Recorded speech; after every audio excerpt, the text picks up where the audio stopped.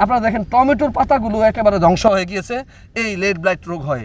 দর্শক এই যে আপনারা দেখছেন ভিজা ভিজা এরকম পচা, এবং এই পচার নিচে আপনারা এই যে দেখছেন সাদা সাদা পাউডারের মতো দেখা যাচ্ছে, এটা কি? এটা হচ্ছে সবচেয়ে মারাত্মক একটি ক্ষতিকর রোগ, লেট ব্লাইট বা নাভিদশা বা মরক রোগ।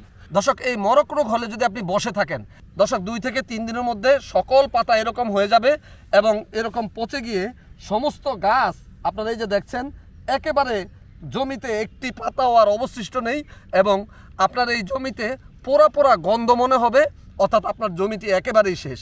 তো এরকম হলে আপনারা কি করেন?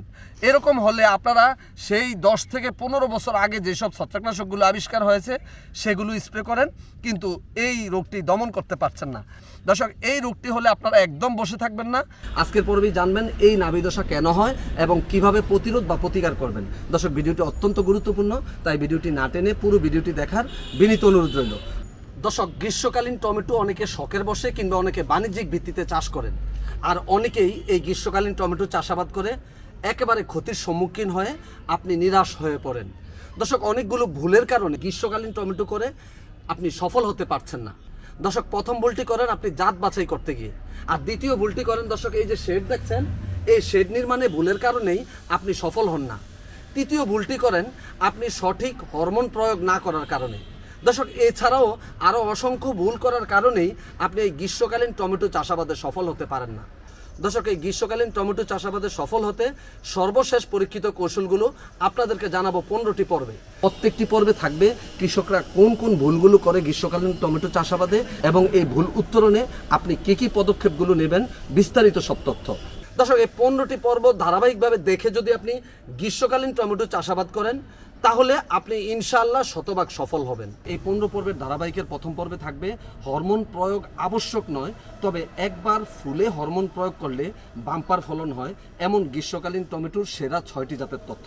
দ্বিতীয় পর্বে থাকবে হরমোন প্রয়োগ ও ছাউনি আবশ্যক নয়, তবে হরমোন প্রয়োগ করলে বাম্পার ফলন হয় এমন হাইব্রিড 3টি সেরা গ্রীষ্মকালীন টমেটোর জাতের তথ্য। তৃতীয় পর্বে থাকবে ছাউনি ও হরমোন প্রয়োগ আবশ্যক এমন গ্রীষ্মকালীন টমেটোর সেরা 6টি জাতের তথ্য। চতুর্থ পর্বে থাকবে গ্রীষ্মকালীন টমেটোর বীজ শোধন, চারা উৎপাদন কৌশল। পঞ্চম পর্বে থাকবে গ্রীষ্মকালীন টমেটো চাষে জমি তৈরি, সুষম সার প্রয়োগ ও ছাউনি তৈরির কৌশল। ষষ্ঠ পর্বে থাকবে গ্রীষ্মকালীন টমেটোর চারা রোপণ, সেচ ও নিষ্কাশন ও অপরিসার প্রয়োগ কৌশল। সপ্তম পর্বে থাকবে গ্রীষ্মকালীন টমেটো চাষে খুঁটি দেওয়া ও হরমোন প্রয়োগ পদ্ধতি। অষ্টম পর্বে থাকবে গ্রীষ্মকালীন টমেটোর সাদামাছি পোকা ব্যবস্থাপনা। নবম পর্বে থাকবে গ্রীষ্মকালীন টমেটোর লিপ মাইনর বা পাতা সুরঙ্গকারী পোকা বা ম্যাপ পোকা ব্যবস্থাপনা। দশম পর্বে থাকবে গ্রীষ্মকালীন টমেটোর ফল ছিদ্রকারী পোকা ব্যবস্থাপনা। 11তম পর্বে থাকবে গ্রীষ্মকালীন টমেটোর ড্যাম্পিং অফ রোগ ব্যবস্থাপনা। 12তম পর্বে থাকবে গ্রীষ্মকালীন টমেটোর ঢলে পড়া রোগ বা উইল্টিং রোগ ব্যবস্থাপনা। 13তম পর্বে থাকবে গ্রীষ্মকালীন টমেটোর নাভিদশা বা মরক রোগ ব্যবস্থাপনা। 14তম পর্বে থাকবে গ্রীষ্মকালীন টমেটোর মোজাইক ভাইরাস রোগ বা হলুদ পাতা কোঁকড়ানো রোগ ব্যবস্থাপনা। দর্শক 15তম পর্বে থাকবে গ্রীষ্মকালীন টমেটো সংগ্রহ ও সংগ্রহোত্তর ব্যবস্থাপনা। আর এই গ্রীষ্মকালীন টমেটো চাষের আগে এই 15টি পর্ব দেখে আপনারা গ্রীষ্মকালীন টমেটো চাষ করবেন, কারণ গ্রীষ্মকালীন টমেটো চাষ করতে অনেকগুলো ভুলের কারণে প্রায় 80% থেকে 90% কৃষক ক্ষতিগ্রস্ত হয়। দর্শক সবগুলো পর্ব অত্যন্ত গুরুত্বপূর্ণ, তাই সবগুলো পর্ব ধারাবাহিকভাবে দেখবেন এবং এই পর্বগুলো দেখেই আপনি গ্রীষ্মকালীন টমেটো চাষাবাদ করবেন, তাহলে আপনি ক্ষতিগ্রস্ত হওয়া থেকে রক্ষা পাবেন। দর্শক আপনারা বাড়িতে কিন্তু স্মার্ট টিভি অথবা বড় স্ক্রিনে এখন ইউটিউব চ্যানেল দেখেন। আপনাদের জন্য কৃষিতে বিশ্ব ইউটিউব চ্যানেলে নতুন সংযোজন করা হয়েছে 4K আলট্রা এইচডি অর্থাৎ 4K আলট্রা হাই ডেফিনেশনের ভিডিও। দর্শক পুরো ভিডিও জুড়েই আপনারা জীবন্ত সবকিছু দেখতে পাবেন। দর্শক কৃষিতে বিশ্ব ইউটিউব চ্যানেলে পরামর্শমূলক 5 শতাধিক ভিডিও রয়েছে, সর্বশেষ পরীক্ষিত কৌশল এবং 4th জেনারেশনের কীটনাশক, রোগনাশক এবং হরমোন বা ভিটামিনের তথ্য আপনারা জানতে পারবেন 30টিরও অধিক জৈব বালাইনাশক তৈরির কৌশল। দর্শক এই কৃষিতেই বিশ্ব ইউটিউব চ্যানেলের সবগুলো ভিডিও নিজেরা দেখবেন এবং ফেসবুকে শেয়ার করে সারা দেশের মানুষের পাশে দাঁড়াবেন। নিশ্চয়ই প্রত্যেকটি উপকারী পরামর্শ শেয়ার করা সদকাতুল জারিয়া। আসসালামু আলাইকুম, আমি মনিরুজ্জামান, উপসহকারী কৃষি অফিসার, বরুড়া, কুমিল্লা। দর্শক আপনারা ধারাবাহিকভাবে গ্রীষ্মকালীন টমেটো চাষাবাদ কৌশল 15টি পর্বে দেখে আসছেন। আজকে থাকছে 13তম পর্ব। দর্শক এই পর্বে থাকছে গ্রীষ্মকালীন টমেটোর নাভিদশা বা লেট ব্লাইট বা মরক রোগ ব্যবস্থাপনা। দর্শক এই রোগটি হলে ক্ষেত বাঁচানোই দায় হয়ে পড়ে। আজকের পর্বেই জানবেন এই নাভিদশা কেন হয় এবং কিভাবে প্রতিরোধ বা প্রতিকার করবেন। দর্শক ভিডিওটি অত্যন্ত গুরুত্বপূর্ণ, তাই ভিডিওটি না টেনে পুরো ভিডিওটি দেখার বিনীত অনুরোধ রইল। চলুন দর্শক আমরা প্রথমেই জেনে নেই এই লেড ব্লাইট বা মরক রোগের কারণ। দর্শক পাইটোপথেরা ইনফেস্টেন্স নামক এক ধরনের ছত্রাকের আক্রমণেই এই লেড ব্লাইট বা নাভিদশা রোগটি হয়ে থাকে। দর্শক এই লেড ব্লাইট রোগটি কিন্তু আলু সহ আরও কয়েকটি ফসলও হয়ে থাকে। চলুন দর্শক আমরা এখন জেনে নেই এই লেড ব্লাইট বা মরক রোগের লক্ষণ। দর্শক প্রথমে পাতা, ডগা ও কাণ্ডে ছোট ছোট দাগ পড়ে এবং আস্তে আস্তে এই দাগগুলো বড় হয়ে সমগ্র পাতা, ডগা ও আক্রান্ত গাছের কিছু অংশ ঘিরে ফেলে। দর্শক বাতাসের আপেক্ষিক আর্দ্রতা বেশি থাকলে 2 থেকে 3 দিনের মধ্যেই জমির অধিকাংশ গাছ এই লেড ব্লাইট রোগে আক্রান্ত হয়ে পড়ে এবং আক্রান্ত পাতা বা কাণ্ডে তুলার মতো ছত্রাকজনিত আবরণ দেখা যায়। সকালবেলা যখন আপনারা জমিতে আসবেন তখন এই আক্রান্ত পাতার নিচে সাদা সাদা পাউডারের মতো ছত্রাকের মাইসিলিয়াম আপনারা দেখতে পাবেন। আক্রান্ত জমি থেকে পোড়া পোড়া গন্ধ পাওয়া যায়। শেষ অবস্থায় এসে পাতা, কাণ্ড, শাখা সবই আক্রান্ত হয়ে গাছগুলো দেখতে সম্পূর্ণ পুড়ে যাবার মতো মনে হয়। এবং আপনার টমেটো গাছের যদি এরকম লেড ব্লাইট হয় তাহলে কিন্তু ওই এলাকার রাস্তা দিয়ে হাঁটার সময় আপনার পোড়া পোড়া গন্ধ মনে হবে। এটি হচ্ছে লেড ব্লাইট বা মরক রোগের লক্ষণ। চলুন দর্শক আমরা এখন জেনে নেই এই লেড ব্লাইট বা মরক রোগ হওয়ার পূর্বে আপনি কিভাবে এই রোগটি প্রতিরোধ করতে পারেন। দর্শক লেড ব্লাইট বা মরক রোগ প্রতিরোধের জন্য আপনারা রোগমুক্ত বীজ ব্যবহার করতে হবে। এছাড়াও এই লেড ব্লাইট বা মরক রোগ প্রতিরোধী বা সহনশীল জাত যদি আপনারা চাষাবাদ করেন তাহলে এই লেড ব্লাইট বা মরক রোগটি আপনারা সহজে প্রতিরোধ করতে পারেন। দর্শক সুনিষ্কাশিত উঁচু স্থানে বীজতলা তৈরি করতে হবে এবং বীজতলার মাটি শোধন করতে হবে এবং বীজ শোধন করে বীজ বপন করতে হবে। দর্শক কার্বক্সিন ও থিরাম কম্বিনেশন গ্রুপের হোসেন এন্টারপ্রাইজের ফোব্যাক্স 200 WP 10 গ্রাম বীজের সাথে 3 থেকে 5 গ্রাম ভালো করে মিশিয়ে 2 থেকে 3 ঘন্টা রেখে দিবেন। এছাড়াও ভিটা ফ্লো 200 FF 3 থেকে 5 মিলি প্রতি 10 গ্রাম বীজের সাথে মিশিয়ে 2 থেকে 3 ঘন্টা রেখে পরিষ্কার পানি দিয়ে ধুয়ে যদি আপনারা বীজ শোধন করেন। দর্শক সিডটেতে আপনারা 1 ভাগ দোআঁশ মাটি, 1 ভাগ কোকোডাস্ট, 1 ভাগ ভার্মিকম্পোস্ট বা কেঁচো সার এবং 1 ভাগ নিমখোল এই 4 ভাগ একত্র করে যদি একত্রে মিশিয়ে যদি আপনারা পট মিক্সচার তৈরি করে সিডটেতে চারা উৎপাদন করেন তাহলে কিন্তু এই রোগটি প্রতিরোধ হয়ে যাবে।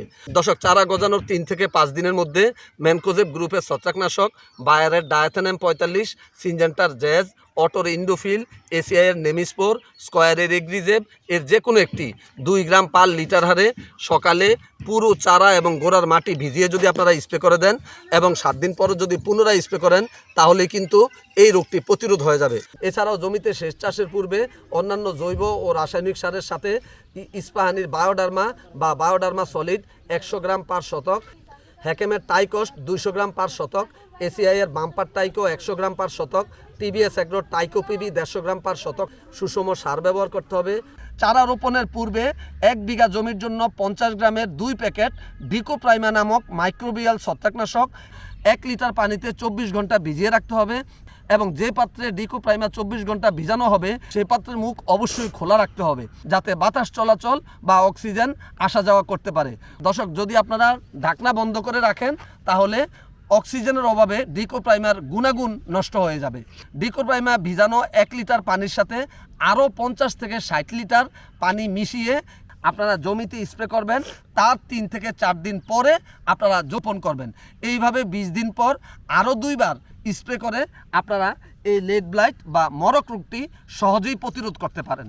এই সারিতে যদি ভালোভাবে মাটি তুলে দেন তাহলে কিন্তু এই লেড ব্লাইট বা মরক রোগের প্রাদুর্ভাব কমে যাবে।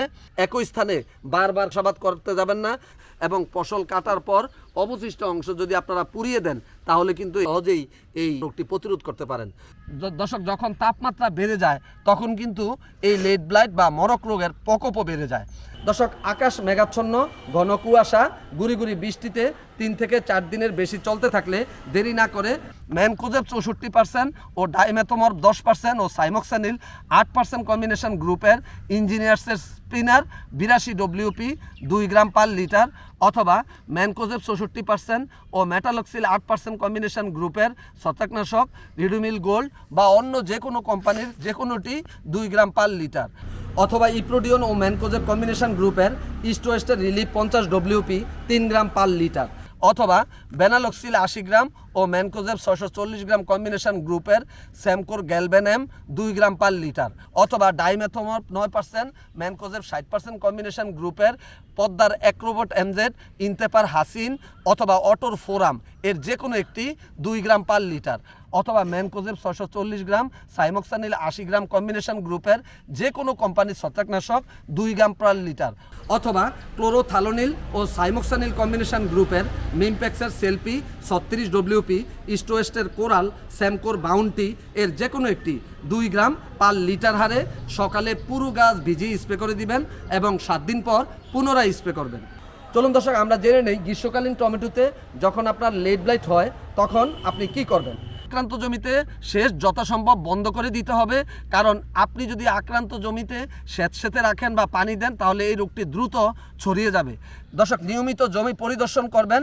যদি দেখা যায় আপনার গাছের 2-1টি পাতায় এরকম পচন দেখা যাচ্ছে এবং পাতার নিচে পাউডারের মতো ছত্রাকের মাইসিলিয়াম দেখা যাচ্ছে, সাথে সাথেই ছত্রাকনাশক ইপ্রোভেলিকার 55 গ্রাম ও প্রোপিনেপ 613 গ্রাম কম্বিনেশন গ্রুপের বায়ারের Melody Duo 66.8 WP 4 gram per litre, mono potassium salt of phosphorus acid 24% ও মেটাল এক্সেল কম্বিনেশন গ্রুপের ইনতেফার কানাফা 31 SL প্রতি লিটার পানিতে 2 মিলি হারে সকালে কুয়াশা শুকিয়ে যাওয়ার পর পুরো জমি ভিজিয়ে স্প্রে করে দিবেন এবং 7 দিন পর পুনরায় স্প্রে করবেন।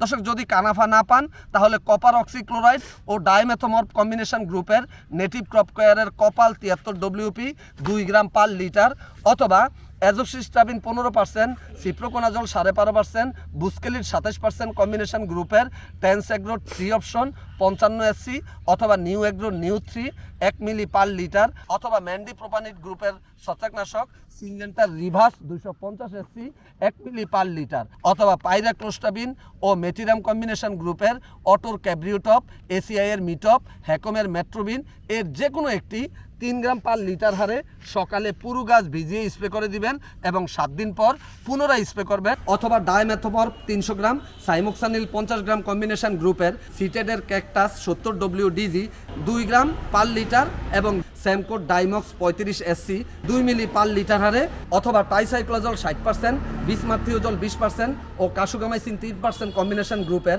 ইঞ্জিনিয়ার্সের অনলাইন 83 ডব্লিউপি 2 গ্রাম পার লিটার হারে সকালে পুরো গাছ ভিজিয়ে স্প্রে করে দিবেন এবং 7 দিন পর পুনরায় স্প্রে করে দিবেন। তাহলেই দমন হয়ে যাবে এই লেড ব্লাইট বা নাভি ধসা বা টমেটোর মরক রোগ। দর্শক, 14তম পর্বে আসছে গ্রীষ্মকালীন টমেটোর মোজাইক ভাইরাস বা হলুদ পাতা কোঁকড়ানো রোগ ব্যবস্থাপনা। দর্শক, এই ভিডিওটি অত্যন্ত গুরুত্বপূর্ণ, তাই 14তম পর্বটি দেখার আমন্ত্রণ জানিয়ে শেষ করছি আজকের 13তম পর্ব। ভালো থাকবেন, ভালো রাখবেন এই প্রত্যাশায় শেষ করছি। আল্লাহ হাফেজ। দর্শক, যারা আমার চ্যানেলটি আজকেই প্রথম দেখছেন তারা পরবর্তী ভিডিওটি দেখতে চ্যানেলটি এভাবে সাবস্ক্রাইব করে পাশে থাকা বেল আইকনটিতে অল ক্লিক করে আমার সঙ্গেই থাকুন। এভাবে একটি একটি করে প্রযুক্তি ছড়িয়ে যাবে সারা দেশের কৃষক ভাইদের কাছে।